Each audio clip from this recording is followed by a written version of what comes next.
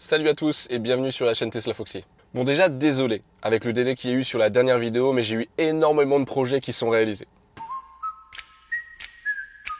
Et avant de démarrer, je tenais juste à vous dire que suite à ma dernière vidéo, vous avez désormais moins 5% sur toute la boutique Joa. Le lien est dans la description en tapant simplement le code Tesla Foxy. Un grand merci à eux. Je vais bientôt vous sortir la vidéo test du reste de ma commande chez Joa. Donc n'hésitez pas à cliquer sur s'abonner juste en bas de la vidéo et me suivre sur Instagram Tesla Foxy. Allez, trêve de bavardage et de racolage, c'est l'heure de la vidéo.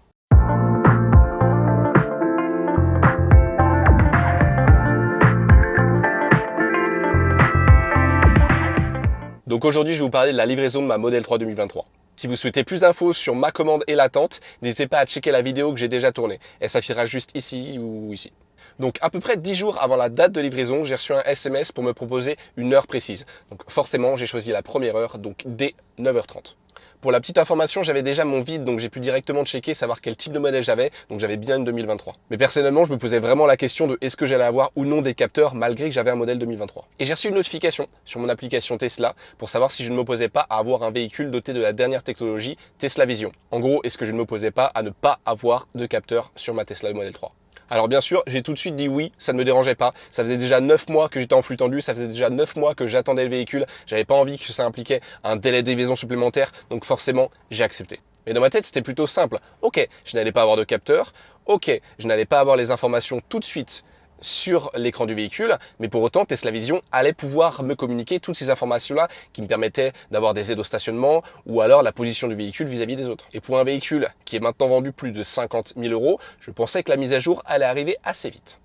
Eh bien non, on est en janvier et j'ai toujours un véhicule qui n'a aucune aide au stationnement. Donc oui, c'est un peu la merde.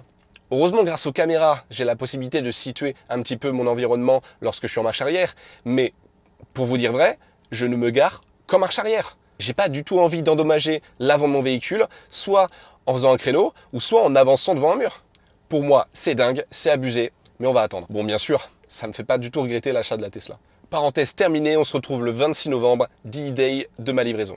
Donc je possédais déjà mon immatriculation, ça m'a permis de situer très vite la voiture dans le parking. Elle est magnifique, j'adore l'extérieur blanc, j'adore l'intérieur blanc, elle est exactement comme je la voulais. Sur le parking, beaucoup de Model 3, beaucoup moins de Model Y et surtout des véhicules noirs et bleus. Pour les démarches, c'est assez simplifié. Vous rentrez dans le bâtiment, vous signez quelques papiers, on vous donne les 2 cartes Tesla pour accéder au véhicule et les synchroniser avec votre téléphone. Et c'est parti. Perso, avec ma femme, on est arrivé les premiers, donc 0 minute d'attente. On a eu accès tout de suite à notre véhicule et il était l'heure de faire quelques petites vérifications. Tout d'abord, un tour extérieur du véhicule. Vous vérifiez les joints, vous vérifiez les jantes, vous vérifiez l'alignement des portières, l'alignement des vitres. Ça, c'est super important. C'est super important car ça vous permet de justifier un passage à l'atelier ou non directement lors de votre livraison.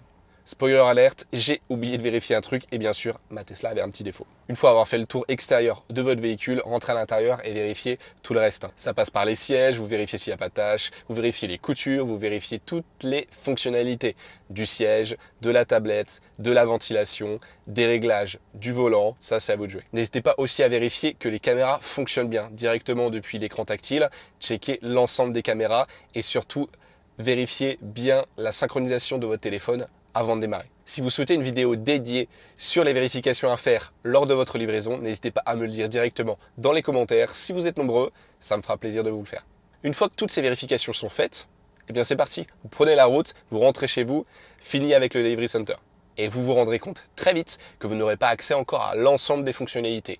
La caméra et le véhicule ne sont pas encore synchronisés, donc il faudra encore attendre quelques kilomètres et quelques temps pour pouvoir avoir par exemple la conduite assistée sur l'autoroute. Personnellement, je suis parti du Delivery Center avec 50% de batterie. J'étais vraiment déçu de ne pas avoir un résultat proche de 100%, qu'ils n'aient pas fait la recharge quasiment complète de mon véhicule avant que je puisse l'avoir. Mais bon, ça m'a permis de directement foncer au Tesla Supercharger pour pouvoir terminer mes vérifications et être sûr que la supercharge et la recharge du véhicule, de manière générale, se faisaient correctement. Et là, c'est dingue lorsque c'est la première fois qu'on vient au superchargeur et qu'on charge sa Tesla, la facilité déconcertante avec laquelle le processus se fait. Et surtout, à quel point c'est agréable d'attendre la supercharge dans le véhicule et de ne pas être à la pompe à essence dehors lorsqu'il y a du vent, lorsqu'il fait froid et surtout lorsqu'il pleut. Pendant cette supercharge, j'ai pu finaliser les derniers réglages sur mon véhicule. Personnellement, je suis en mode confort et en ce qui concerne le freinage, je suis sur serrage. Et honnêtement, depuis que j'ai récupéré le véhicule, je n'appuie quasiment jamais sur le frein. Donc j'ai une Tesla propulsion. Je roule en confort, mais pourtant pour les insertions, que ce soit sur les ronds-points, sorties de ronds-points, ou alors s'insérer sur l'autoroute, elle a une de ses pêches, c'est vraiment génial. En confort, c'est déjà vraiment bien, en standard, c'est encore mieux, donc je n'imagine même pas sur une performance. Je suis pas du tout quelqu'un qui va chercher une performance sur la vitesse de son véhicule. Et pourtant, même ici, propulsion, confort, je me sens quand même collé à mon siège dès que je m'insère sur l'autoroute. Personnellement, avec ces réglages-là, c'est dingue, je trouve ça vraiment énorme. Les jours passent, j'utilise mon véhicule, je suis vraiment fan de cette Tesla Model 3 2023.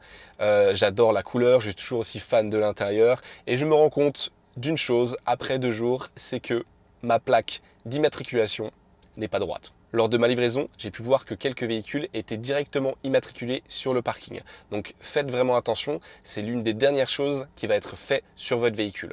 Donc vraiment, point d'attention, vérifiez que votre plaque, contrairement à moi, soit bien droite. Bon, c'est pas non plus la tour de Pise, donc pour la petite histoire, j'ai pas contacté Tesla pour ce problème. Là, je suis pas mal occupé, donc verra plus tard. Et voilà les amis, c'était un petit résumé de ma livraison et des premières impressions que je l'ai eues sur ma Tesla Model 3 2023. Comme je vous en ai parlé en début de vidéo, les futurs tests de mes autres accessoires joie vont bientôt arriver.